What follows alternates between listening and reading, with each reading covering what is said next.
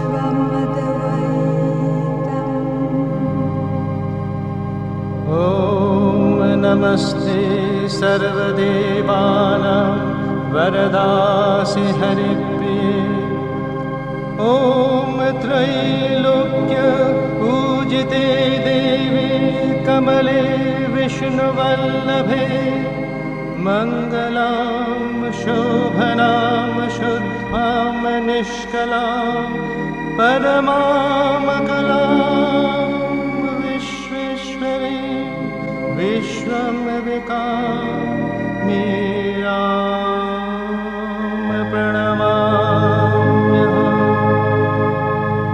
ॐ सदा पातकसंहन्त्री सद्यो दुःखविनाशिनी सुखदा Mokshada Meera मीरैव परमागतिः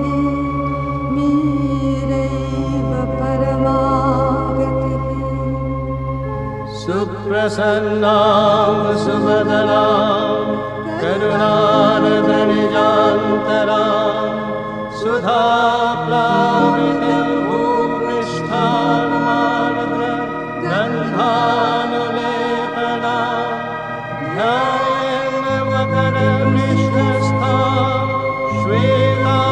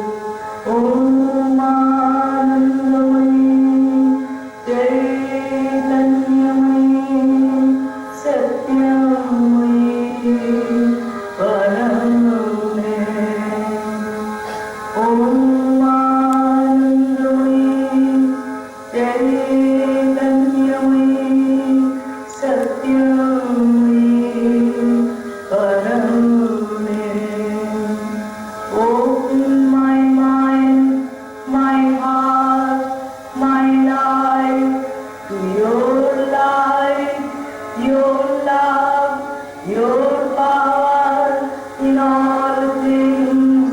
May I see the divine.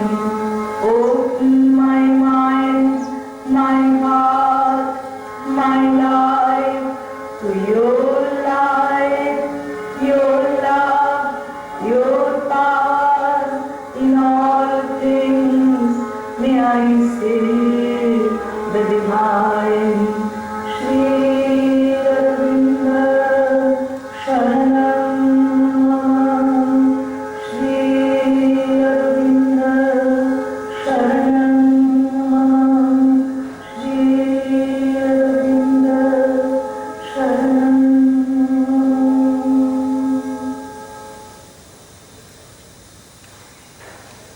We shall now watch the March Past executed by the students of 8th C.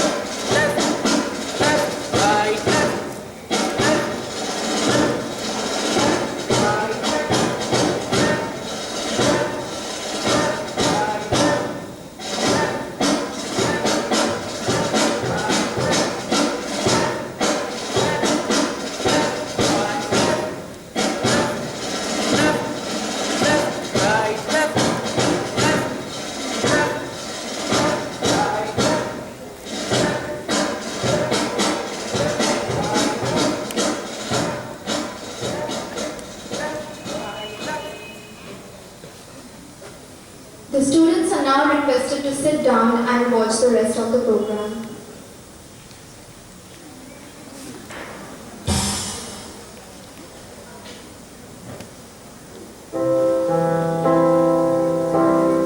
Standing at the threshold of a better tomorrow, we begin paying our tribute to the Mother by thanking both our spiritual guides, Sri Aurobindo and the Mother, for giving us strength during the pandemic. Our presence here bears a testimony to that. Our first offering today will be a short choreographed skit that touches on aspects of the Mother's life that exemplify the spiritual riches that characterized her world, right through her childhood up to her spiritual collaboration with Sri Aurobindo. However, we have not been able to make use of any professional costumes, wig or makeup due to COVID protocols. We would request you to kindly excuse this.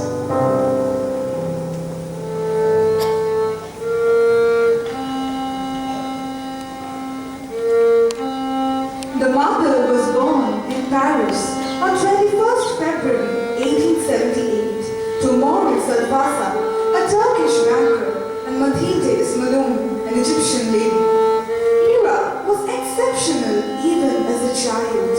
Even in her early years, she became conscious of her special purpose of life. I started contemplating or doing yoga from the age of 4. There was a small chair for me on which I used to sit, still engrossed in my meditation. From the age of 5, she was conscious that she did not belong to this world. At this age began her spiritual discipline, her sadhana.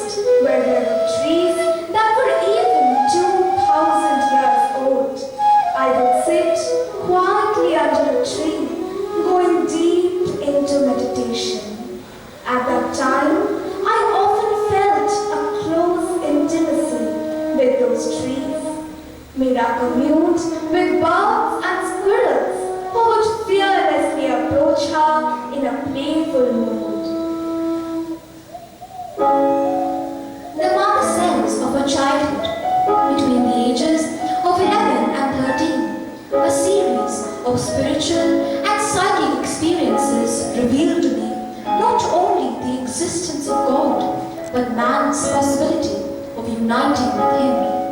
Although Mira knew little of Indian philosophy and religion at that time, she recalled a special being, Krishna, and was firmly convinced that one day she would meet him on earth. Another revealing experience has been recorded by her in her prayers and meditations.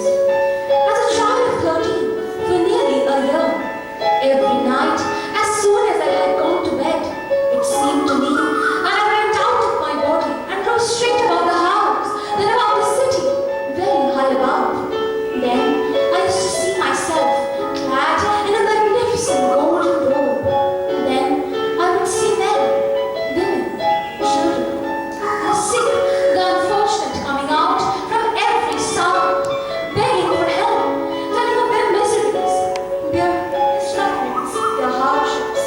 In reply, the robe, supple and alive, would extend towards each of them, and as soon as they had touched it, they were comforted or healed.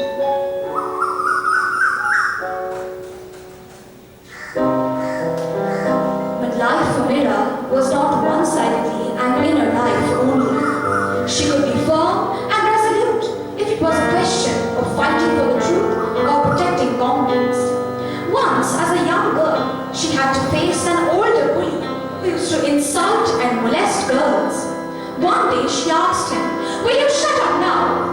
When he continued with his insults, she suddenly got hold of him, lifted him up, and threw him to the ground. The mother later explained that it was Mahakali, the divine warrior force that had descended into her.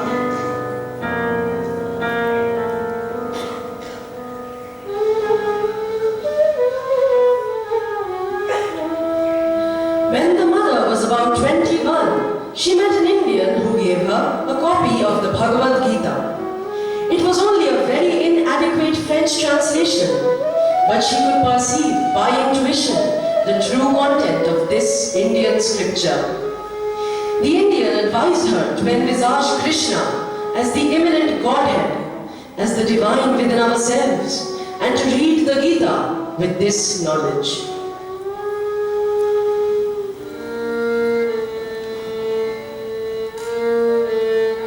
Around 1914, the mother felt irresistibly drawn towards India, the one country which she always felt to be her true mother country.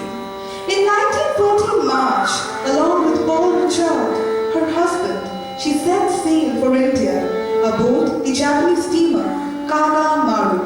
They arrived in Pondicherry in the early hours of 29th March.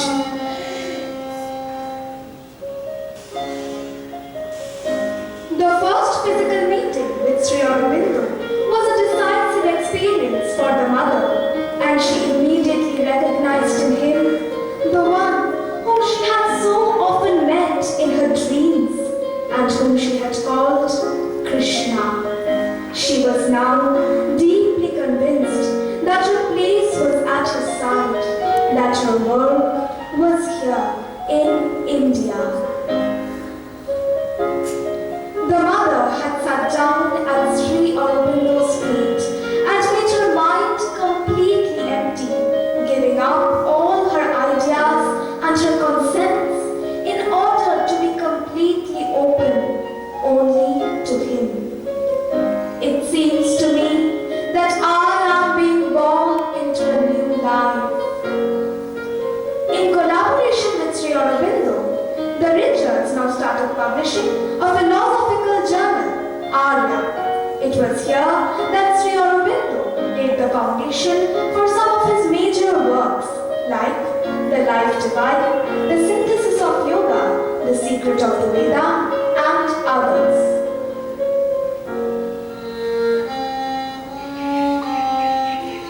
The First World War began, and the mother had to go back to France, much against her will.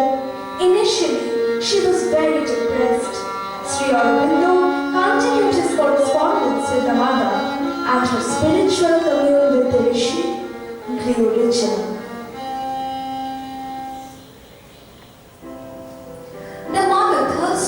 for a return to India. The Richards had briefly stayed in England before moving to Japan in 1916. At last, the opportunity came for the mother to finally return to Pondicherry in 1920. Hereafter, she never left India. Sri Aurobindo and the mother believe that evolution is primarily a process of higher and higher levels of consciousness upon earth. As life descended into inert matter and mind into unconscious life, so too higher levels are waiting to descend. The highest of these is the supermind, and it wants the constant endeavor of Sri Aurobindo and the mother to bring it down for a radical and permanent transformation of the earth. On November 24, 1926, a decisive step was taken when the overmind, the highest in the planes before the supermind, descended into the earth's consciousness.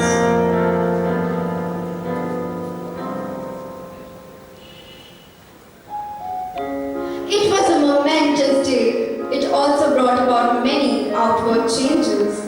Sri Aurobindo now installed Meera as the mother of his spiritual endeavor, his collaborator and equal, and handed over to her the responsibility of the inner and outer life of the small group of sadhaks who had gathered around him.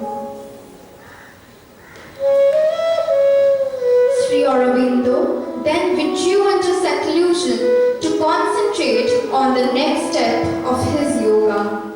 This was the beginning of what has now grown into a large spiritual community known as the Sri Aurobindo Ashram. The ashram grew and expanded under the mother's guidance.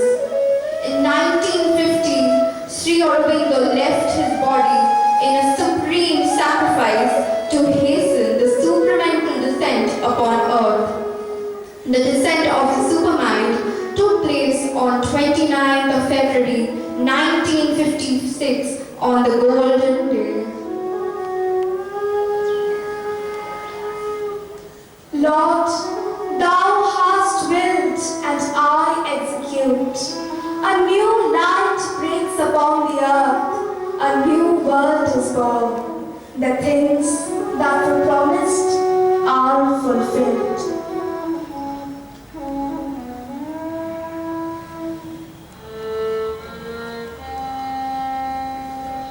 As our own personal spiritual quest continues, we look to the Mother and Sri Aurobindo for help.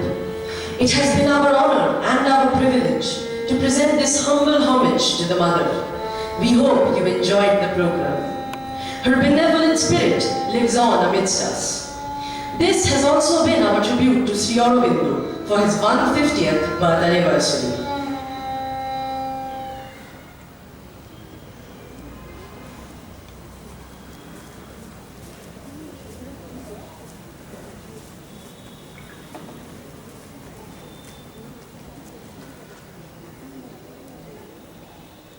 Commencez. Victoire à la douce mère, victory to our sweet mother. 1, 2, 3.